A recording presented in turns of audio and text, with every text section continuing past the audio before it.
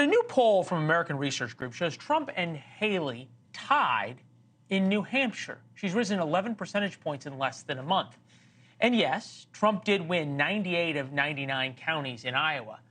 But for one vote in a college town, he would have won all 99. And with that, CNN has declared the race effectively over.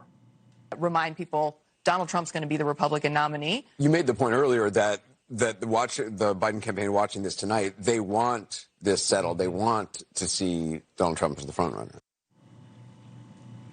Well, the Biden campaign and CNN, for that matter, wants Trump as the nominee. It's great for CNN's ratings and lets them cut away from his speeches, as they did last night, so their anchors can make sanctimonious speeches of their own. We have an invasion of millions and millions of people that are coming into our country. I can't imagine why they think that's a good thing. Donald Trump declaring victory with a historically strong showing in the Iowa caucuses. All right, so let's be fair about this. If we think about the Iowa map, Trump won all but one county. He should have. He won Iowa by 8 points against Joe Biden. And now, only 50% of Republican voters want him to be the nominee. A great boss of mine once told me to always look at the other side of any number. Yes, he won 51% of the vote.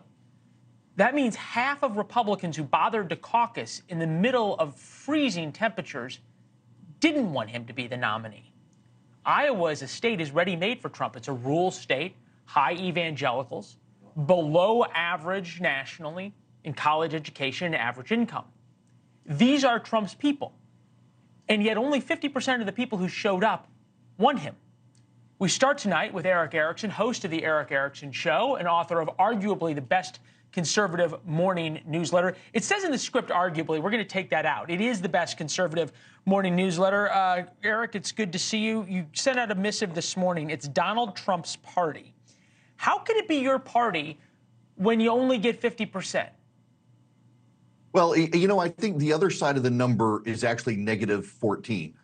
When Trump is winning in every poll, the Seltzer poll had him coming out, that's the one people paid attention to, was such a dominant lead. There were a lot of people, including Trump supporters, who didn't want to brave that weather. Yeah, certainly there's an enthusiasm gap. I don't think we should be dismissive of it.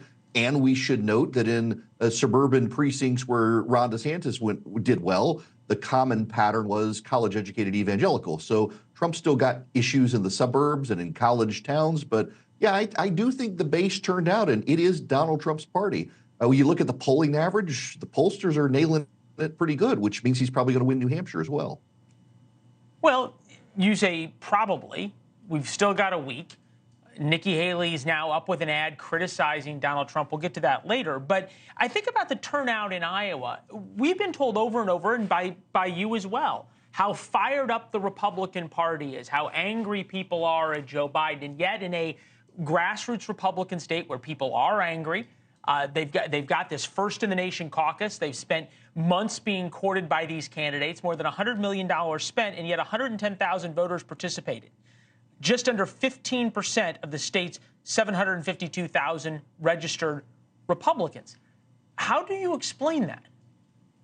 A couple of things. One is the inevitability factor that most people, the vocal ones, dismiss the polls. Most people think that Trump is inevitable, so why turn out in negative 14-degree temperature? Also, the complete collapse of the DeSantis never back down ground game there.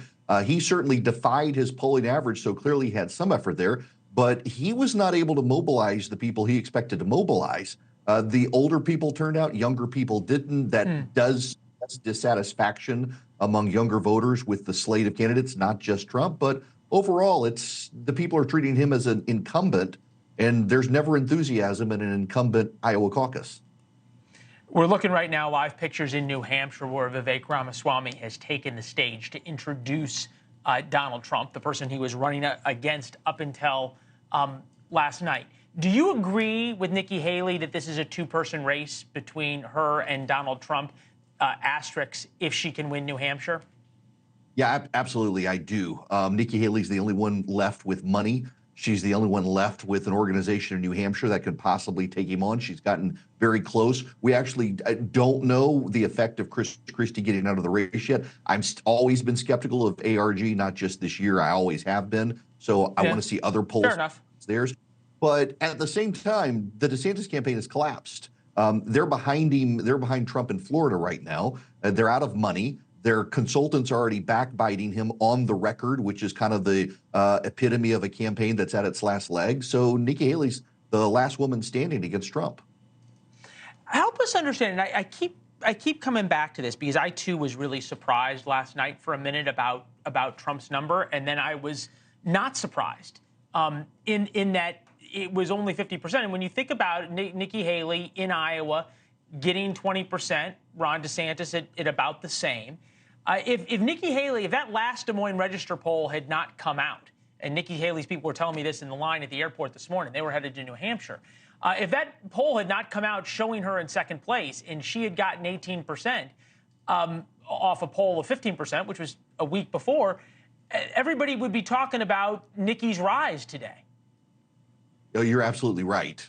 Nikki Haley's rise is something people should be talking about. She's done it less online than the other campaigns.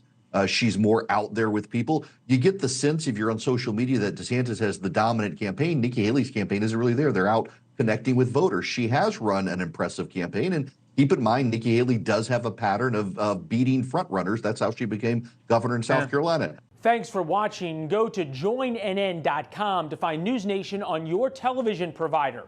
And don't forget to click the red subscribe button below to get more of NewsNation's fact-driven, unbiased coverage.